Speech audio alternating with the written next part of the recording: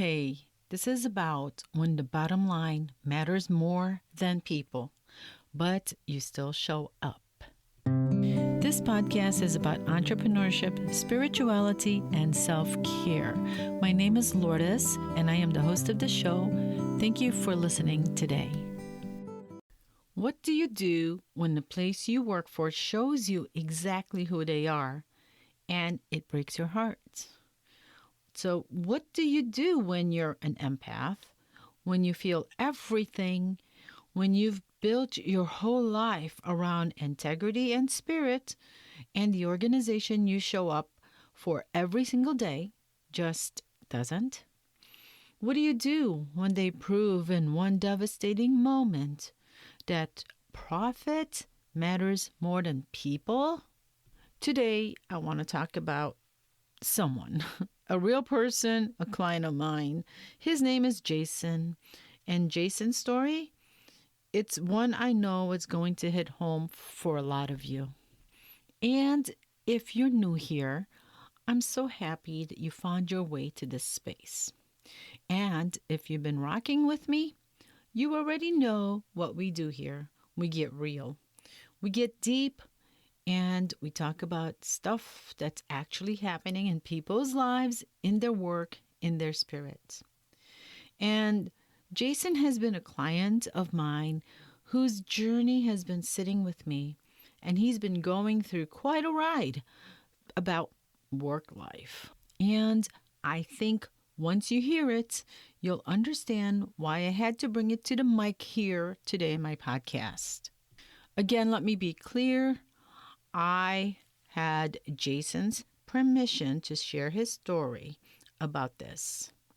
He's a client. He's been giving me his blessings. And honestly, I think he'd want you to hear this too. Because maybe you are a Jason right now.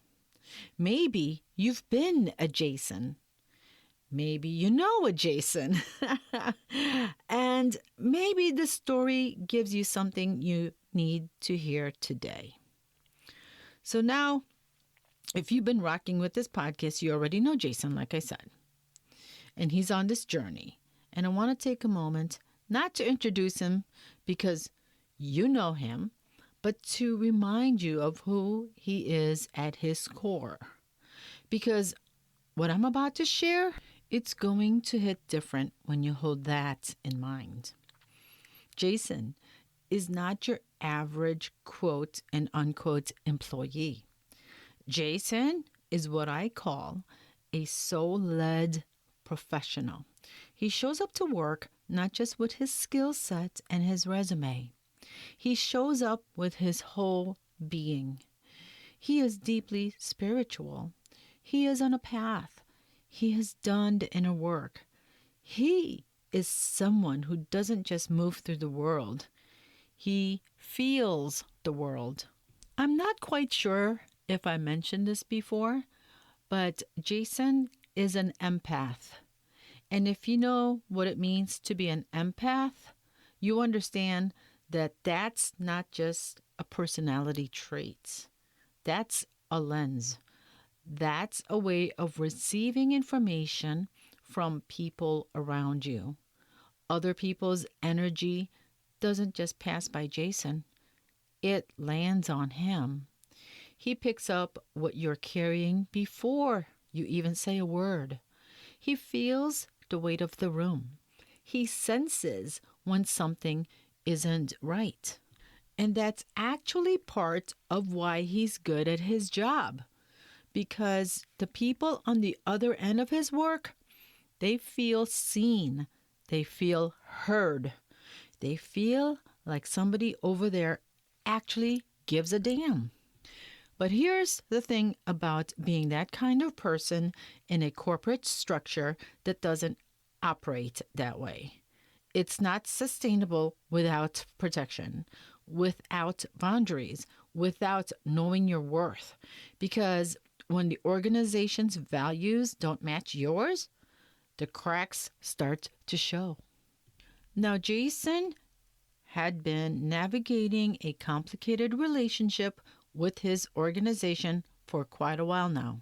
There were things that did not sit right, things that management did or did not do, a culture that felt off. You know that feeling when you're somewhere and you just can't put your finger on it, but something just feels misaligned?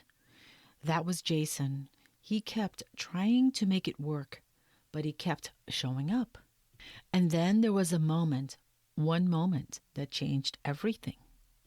Jason was working with a client, a real person, a human being going through one of the most painful seasons of their life.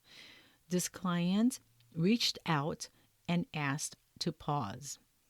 They asked to avoid a payment. Why? Because they had a relative, a family member, who was in hospice.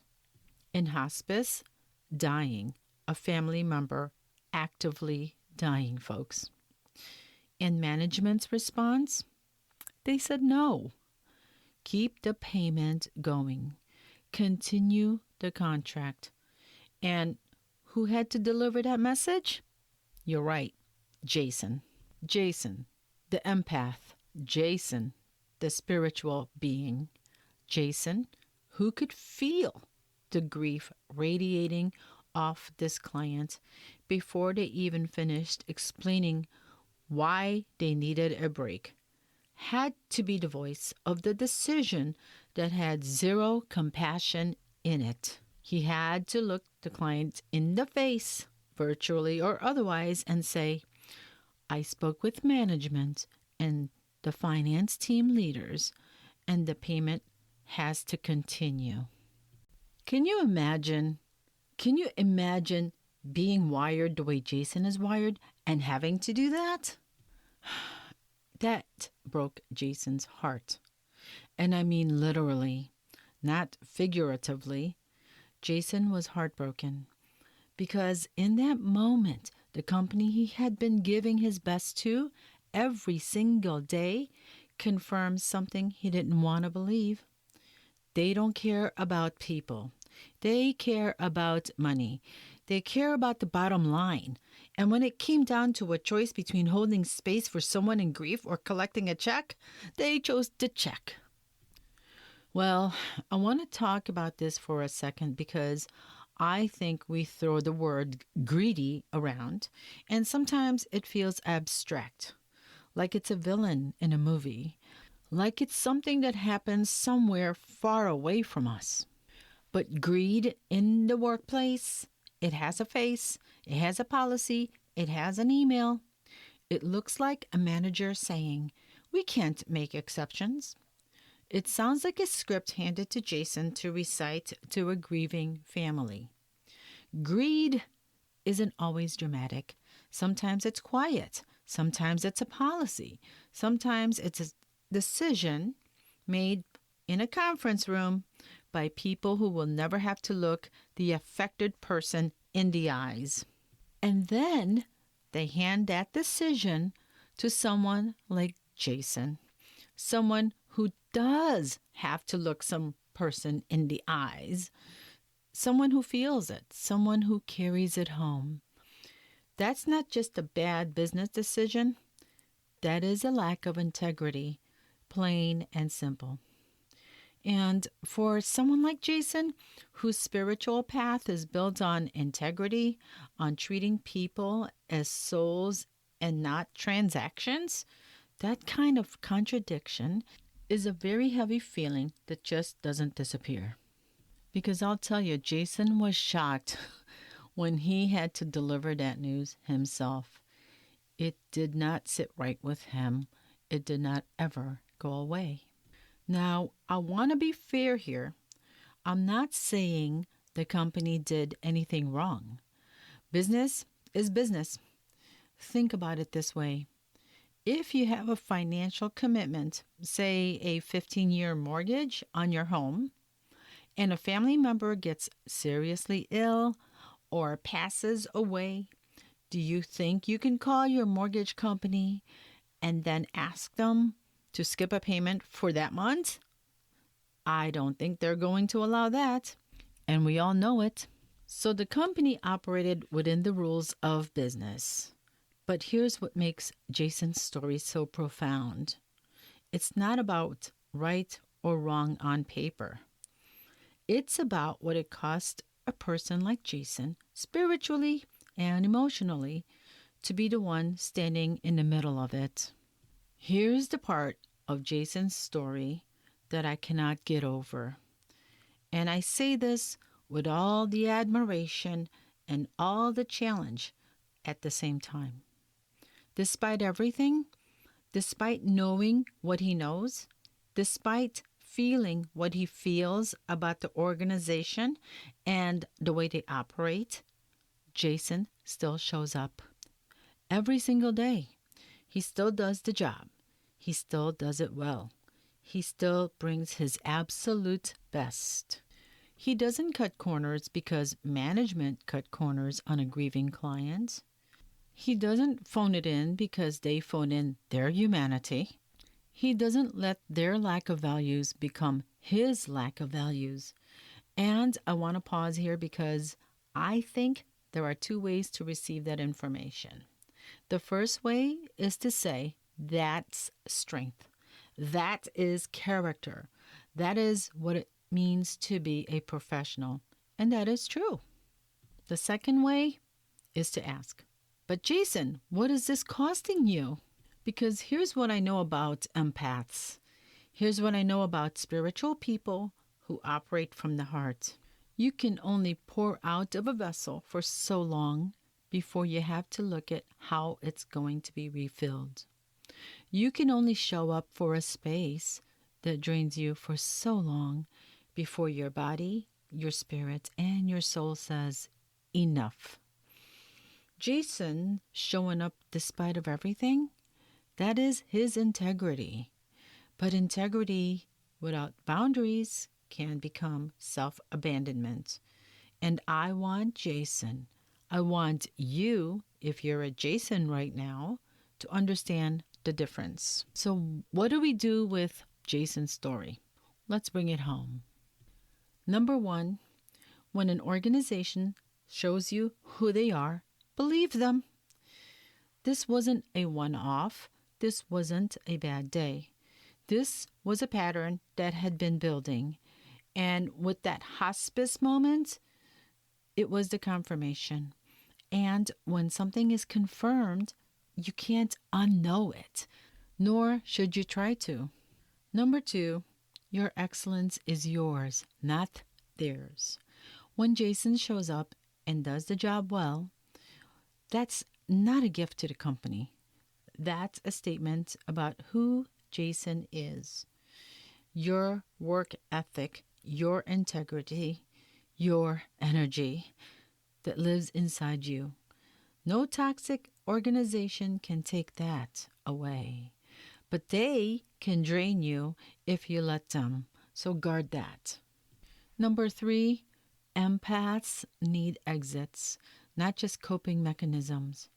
We spend so much time teaching sensitive people how to survive in an environment that are bad for them. And yes, that matters. But I also want us to start asking, are we building a plan? Are we planting seeds somewhere that honors who we are? Jason deserves to work somewhere that matches his spirit, and so do you. Number four, heartbreak is information. When something breaks your heart in a professional context, don't rush past it. Sit with it. Because your heart is telling you something your mind might be trying to rationalize away. Jason's heartbreak over that moment was his soul saying, this is not the place for you. Listen to that. And Jason, if you're listening to this, and I hope that you are, I want you to hear this. The fact that you still show up, that you still give your best, and that you still care in an environment that has shown you it doesn't match your spirit, that is not weakness. That is not stupidity. That is a level of discipline and grace that most people don't have. But I also want you to know that there is a next chapter being written. In that chapter, the organization you give your best to, they are going to be worthy of it. To everyone listening, if you are in a season like Jason right now, if you are somewhere that has shown you who they are and it broke your heart a little, I see you. This episode is for you. You can feel everything, you can know what you know, and you can still be building something better at the same time. Those two things are not in conflict. Well, until next time, keep showing up as you, not as a watered down version of yourself that the environment has pressured you to become. Show up as you. And hey, if any of this resonated with you today, if you're in a season where you need some clarity, some direction, or you just feel like something's bigger is trying to get your attention, I want you to know that's actually what I do. I help people get clear. I connect with the guidance that's already around you, whether that's a spirit guide or loved ones who've crossed over. If you're curious, if you're open, come find me at mediumlourdes.com. No pressure, no weirdness. Just come with an open heart and see what's there for you. So take care of yourself, and I'll talk to you guys next time. I hope that you enjoyed this podcast, and please share this episode with your friends. Please subscribe, rate, and review this episode. Thanks for listening.